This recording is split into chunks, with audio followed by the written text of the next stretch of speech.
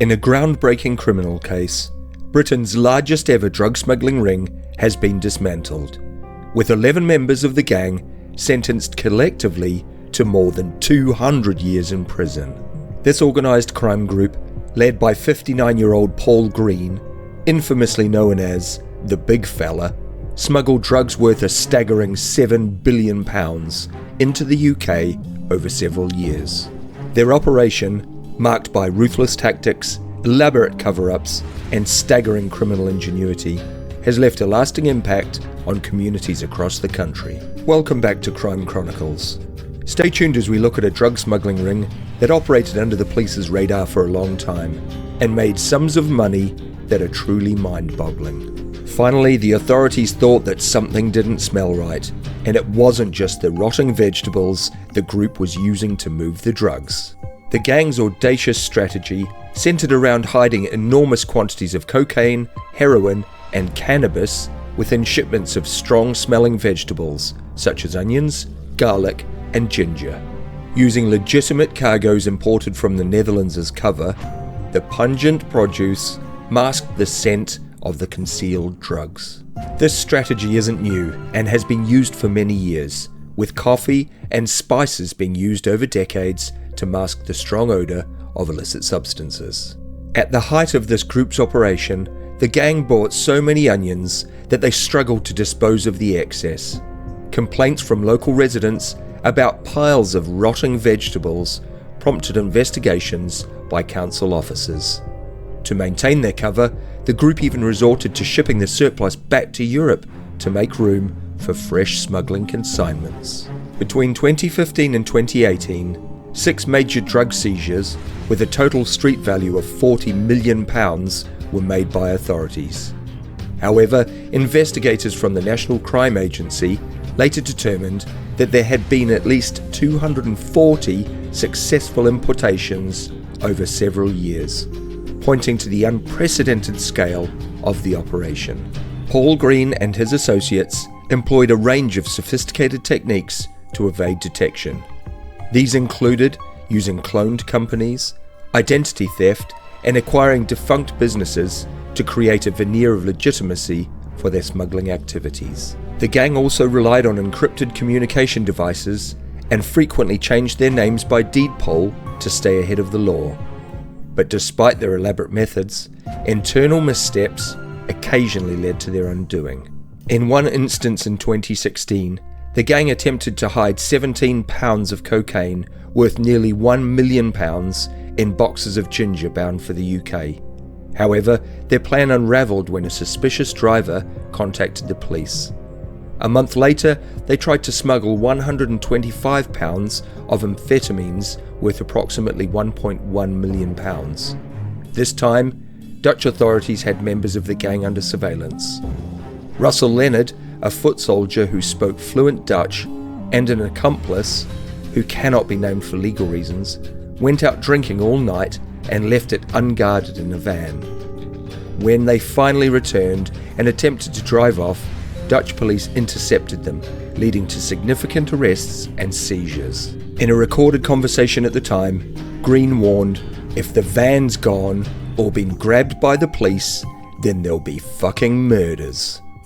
By 2018, the true scale of the gang's illicit trade became clearer. That year, authorities seized a staggering 990 pounds of cocaine and heroin, along with 2 tons of cannabis. These quantities underscored the gang's position as a dominant force in the UK's drug trade. The NCA highlighted the devastating ripple effects of their activities. Without criminals like these, there would be no young teenagers dealing drugs through county lines, said Rob Jones, the NCA's Director General of Operations. There would be no turf war murders or innocent members of the public killed in the crossfire. But bringing the gang to justice was no easy feat. The prosecution involved 2 trials, one lasting a record-breaking 23 months and another spanning 9 months. Out of 18 members convicted, 11 have been sentenced to a combined 202 years in prison, with 6 more awaiting sentencing. Paul Green, the ringleader, was handed a 32-year sentence for conspiracy to import drugs and fraud by false representation. His right-hand man, Stephen Martin, 53, received 28 years, while Mohammed Avias, 46, who managed the distribution of the drugs, was sentenced to 27 years. Among the others sentenced were Russell Leonard, a key operative, and Dutch associates Johannes Vesters and Barbara Rinboot, who coordinated operations from Utrecht. Tragically, one defendant, Leslie Cohen, evaded justice by dying before sentencing. The gang's activities left a trail of devastation, fueling addiction, crime, and violence across the UK. Judge Andrew Thomas, who presided over the case, emphasised the incalculable harm caused by their crimes. He cited the social degradation, misery, and deaths resulting from the widespread availability of drugs enabled by their smuggling network. Beyond the immediate damage, the gang's operation highlighted vulnerabilities in international shipping and logistics. The use of innocent transport firms to unwittingly carry drug-laden cargoes underscores the challenges faced by law enforcement in combating organised crime.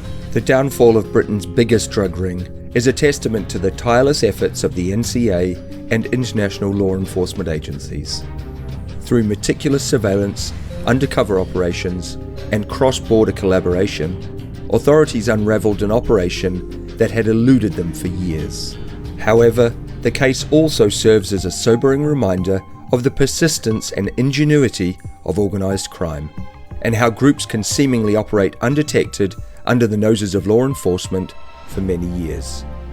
As criminals continue to exploit new technologies and global supply chains, law enforcement agencies must remain vigilant and adaptable. This case stands as one of the most significant victories in the fight against organised crime in the UK, yet it is also a stark warning about the far-reaching consequences of the drug trade. If we stop and think about the crazy amount of money being made by this one group, estimated to be over £7 billion, and think that they are only one among many such groups, it can all be overwhelming. For communities affected by addiction and violence, the legacy of Paul Green's empire serves as a tragic illustration of how organised crime can undermine society at every level. We see that multiple billions are being removed from communities and into the pockets of these ruthless criminal organisations. By dismantling this massive drug ring, authorities have dealt a critical blow to a network that thrived on exploitation and misery. We can only hope that these large-scale cartels continue to be brought down by the authorities, and that one day we will see thriving communities rather than impoverished groups preyed upon by heartless criminals like Paul Green and those like him. Thank you for joining us today on Crime Chronicles. Don't forget to like, subscribe, and share the channel with your friends.